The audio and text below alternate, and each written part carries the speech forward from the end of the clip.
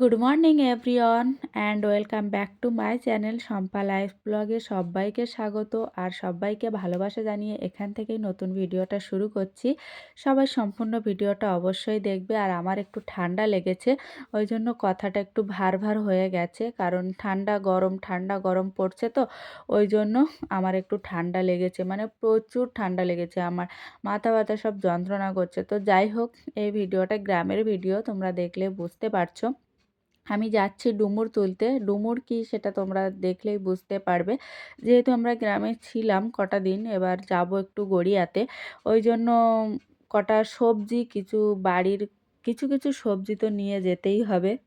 আর ডুমুর অলরেডি আমি নিয়ে যাই না, কারণ আমার ছাড়াতে খুব কষ্ট হয়, কিন্তু আমার বান্ধবীকে ফোন করলাম, ও বলল ঠিক আছে অল্প করে নিয়ে আসো।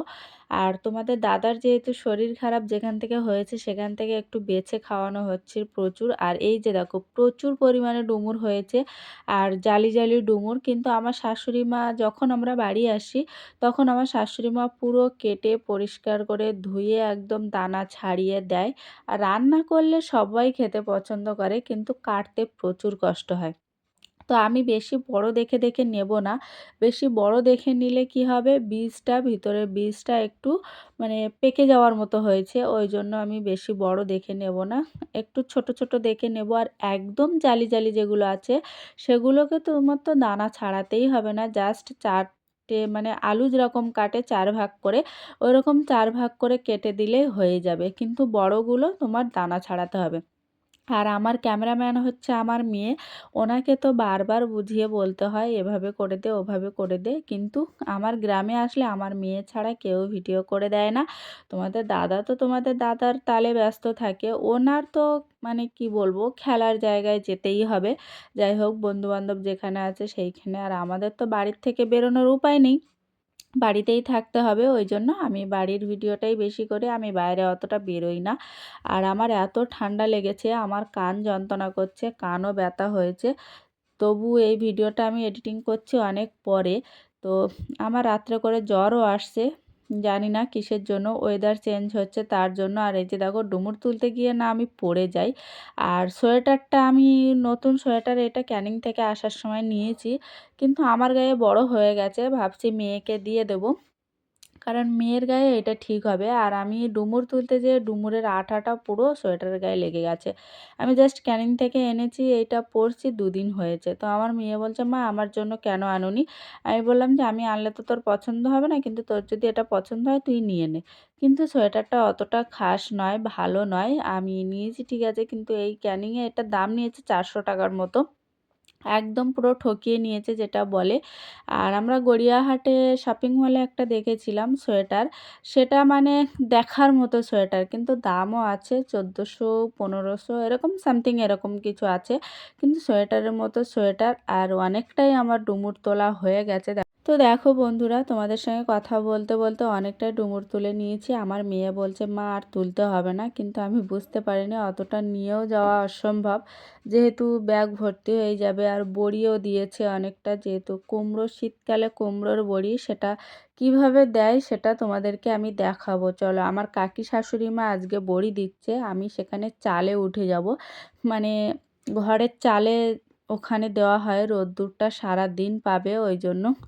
তো চলো, আমি কাকিমার ওখানে যাই, যেয়ে তারপরে আবার দেখা হচ্ছে, ঠিক আছে? আর দেখো, ডুমুর তুলতে তুলতে দম লেগে গেছে, তো আপাতত তোলা হয়ে গেছে, তবু দেখে লোভ লাগছে। দেখো, আমার মেয়ে বারবার বলছে যে মা আর তুলতে হবে না, মা আর তুলতে হবে না। তো চলো, কাকিমা বড়ি দিচ্ছে, ওখানে যাই, যেয়ে দেখাচ্ছি। এই যে দেখো, কাকিমা বড়ি দিচ্ছে চালের উপরে। এই যে কুমড়ো আর ডাল একদম সমান সমান, ডালের ভাগটা একটু বেশি হলে আরও টেস্টি হয়, তাড়াতাড়ি বড়ি গলে যায় তরকারিতে, মানে বেশিক্ষণ সেদ্ধ করতে হয় না। এই যে কাকিমা বড়ি দিচ্ছে, এই যে দেখো কিভাবে হাত দিয়ে দিয়ে বড়ি দেওয়া হয়। আর ওদিকে দেখো, কুল গাছে এত কুল হয়েছে যে মানে পাতা আর কুল এক সমান হয়ে গেছে। আমার মনে হয় কুলটা বেশি আছে, পাতা কম আছে। তোমরা যতটা ভাবছো যে পাতাটা বেশি আছে, পাতা বেশি নেই, কুলই বেশি আছে। আর এই কুল সরস্বতী পুজোর সময় এসে আমরা খেতে পারবো। আর আমি এখনও পর্যন্ত কুল খাইনি, যেহেতু সরস্বতী পূজার পরে আমি কুলটা খাবো। আর এই যে দেখো এক গামলি, আর নিচের দিকে কাকা ওদিকে চলে এসছে। আর আমি আসলে কাকার সঙ্গে আমার খুব পড়ে, আমাদের বাড়ির মধ্যে কাকার সঙ্গে আমার খুব মিল, খুব পড়ে। আর কাকিমা এই যে বড়ি দিচ্ছে, সকালে রান্না বান্না করে নিয়ে তারপর উঠতে হয়, যেহেতু রোদ উঠে গেলে আর দেওয়া যাবে না। আমি কিন্তু সেই মই থাকে না, মইয়ের ওপরে দাঁড়িয়ে আছি, মানে এতটা সাহস, শাড়ি পরে মইয়ের উপরে দাঁড়িয়ে আছে আর কাকিমা বড়ি দিচ্ছে। তো আমি নিচে কাকাকে বলছিলাম যে কাকা তুমিও উঠে আসো, উঠে এসে বড়ি দাও।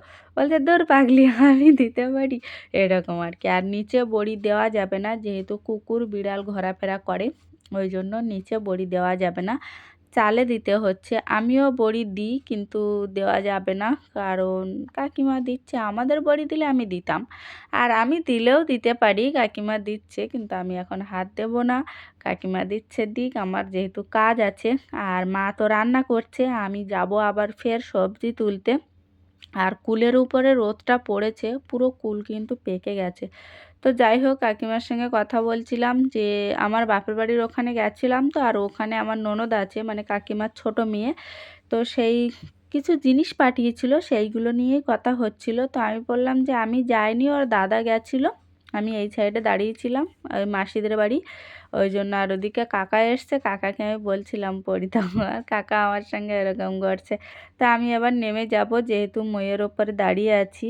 তো চলো, কিছু সবজি তুলতে হবে তোমাদের দাদাকে নিয়ে। এই যে দেখো, এনার সবজি তুলতে বললে ইনি খুব খুশি, এনার ফোন ধরতে বললে বলে তুমি ধরো কিংবা মেয়েকে ডাকো, আর সবজি তুলতে বললে মনে হয় যেন যা আছে বাগানে সব তুলে দেবে।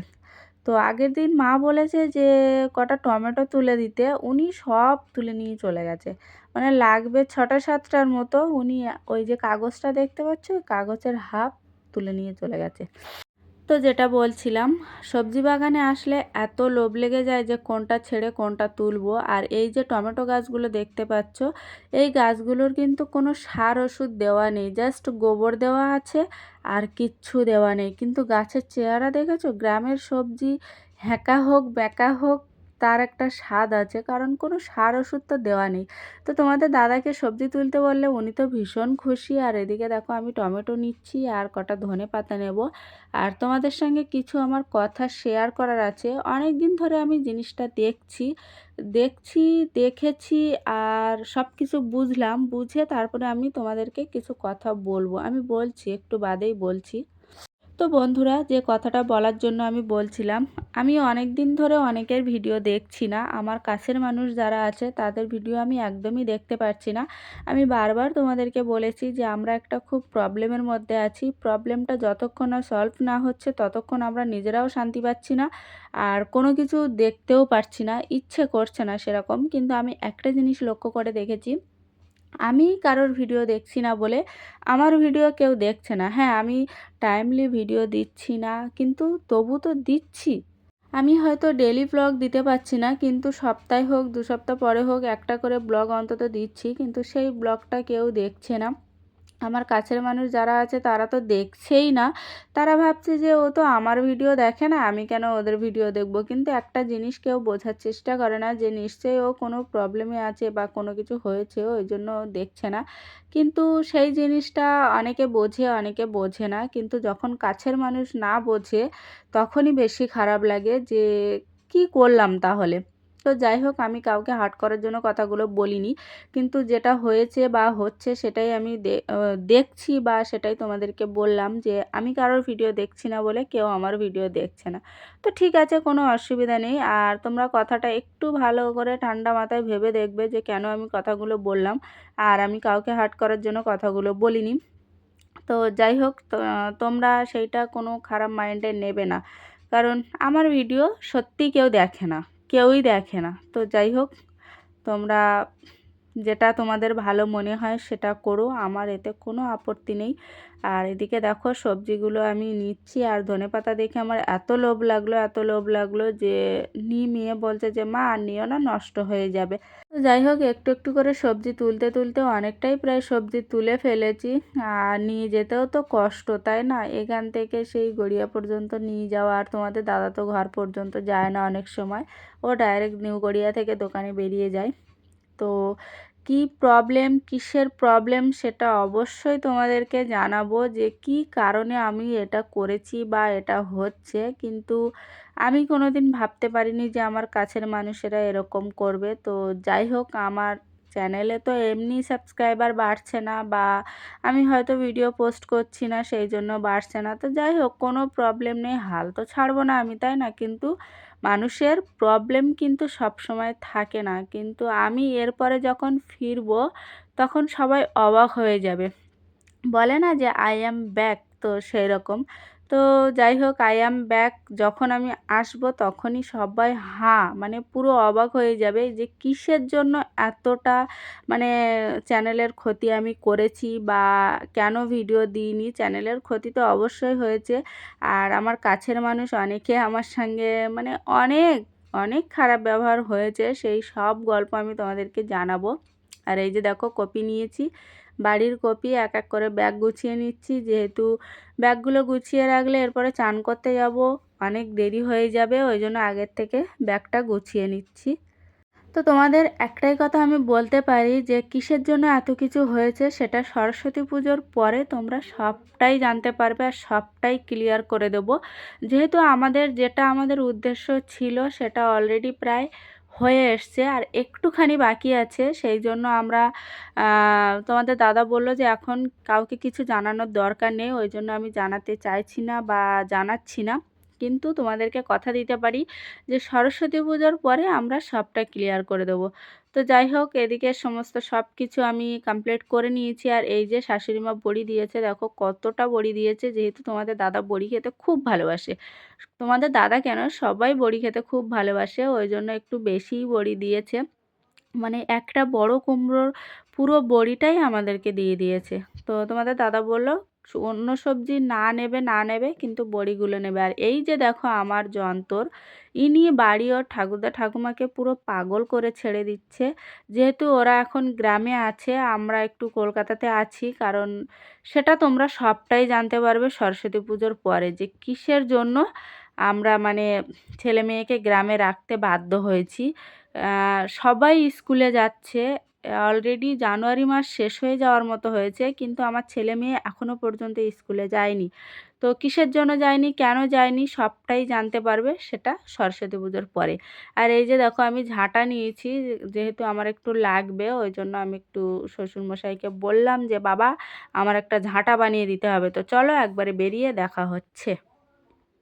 হ্যালো বন্ধুরা, তো দেখো বাইরে বেরিয়ে আজকে ফার্স্ট টাইম অন্যরকম অনুভূতি, অন্যরকম এক্সপিরিয়েন্স হলো, কারণ আমি এই গাড়ির ছাদে কোনো দিন উঠিনি। তোমাদের দাদা বলল তুমি ওঠো, দেখো অন্যরকম লাগবে। তো জাস্ট আমার এত ভালো লেগেছে, এত ভালো লেগেছে কি বলবো, মানে অন্যরকম অনুভূতি, সেই বলে না অন্যরকম এক্সপিরিয়েন্স হলো। তো যাই হোক, আমি যে ঝাঁটার গায়ে যে কাগজটা আমি নিয়েছিলাম সেটা কিন্তু অলরেডি হাওয়াতে উড়ে চলে গেছে। কখন উড়ে চলে গেছে আমরা জানি না। আর এই যে দেখো ক্যানিংয়ের দিকে যাচ্ছি, আর কি ঠান্ডা, উপরে কি ঠান্ডা, কি ঠান্ডা। আমি যদি আগে জানতাম যে ছাদের উপরে, গাড়ির ছাদের উপরে উঠলে এত ঠান্ডা লাগবে, আমি কিন্তু উঠতাম না। আপাতত এখন দেখতে পাচ্ছ ওই যে ঝাঁটার গায়ে কাগজটা আপাতত আছে, এখন কিছুক্ষণ বাদে দেখতে পাবে ঝাঁটার গায়ে কাগজটা নেই। মানে উপরে এত হাওয়া, এত হাওয়া, আমি বললাম যে শীতকালে আমি কোনো দিন গাড়ির ছাদে উঠবো না। আর এই ফার্স্ট টাইম উঠলাম, জুতো ব্যাগ ট্যাগ সব চলে যাচ্ছে, আমি ধরে ধরে আবার আনছি, আবার চলে যাচ্ছে। তো যাই হোক, প্রায় ক্যানিংয়ের কাছাকাছি চলে এসছি। আর তোমাদের দাদা বারবার বলছে যে কেমন লাগছে, কেমন লাগছে। ভালোই তো লাগছে, কেমন লাগবে? নতুন অনুভূতি, অন্যরকম। তো যাই হোক, ক্যানিং ব্রিজের উপর চলে এসেছি। আর হয়তো ভিডিওটা কন্টিনিউ করব না, একবারে ঘরে যেয়ে তারপরে দেখা হবে। আর এই যে দেখো, গাড়ির ছাদে উঠে এতটা মজা পাবো বুঝতে পারিনি, কিন্তু শীতকালে আমি উঠবো না, গরমকালেই উঠবো। এই যে দেখো, ঝাঁটার গায়ের কাগজটা অলরেডি হাওয়া। তো যাই হোক, উনি তো আলগা হয়ে গেছে, যেহেতু ওনাকে একটু ঢেকে ঢুকে নিয়েছিলাম, কিন্তু উনি আলগা হয়ে গেছে।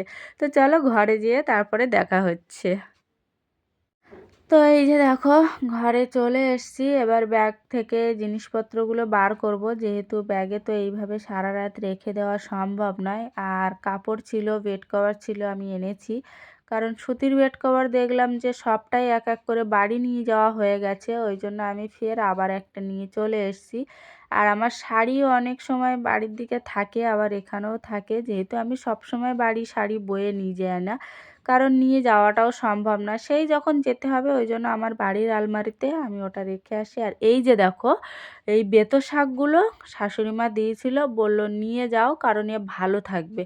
তো আমি যেহেতু নিয়ে এসেছি, কিন্তু কথাটা হচ্ছে কালকে সকালেই রান্না করে নিতে হবে, কারণ কালকে সকালে রান্নাটা না করলে বেতো শাকগুলো থাকবে না। আর এই যে দেখো, কাঁচা টমেটো, আর এদিকে ডুমুর, আর ওদিকে আছে একটা বড় আলু, আর কপিগুলো হচ্ছে এই যে ধনেপাতা প্যাকেট করে রাখা।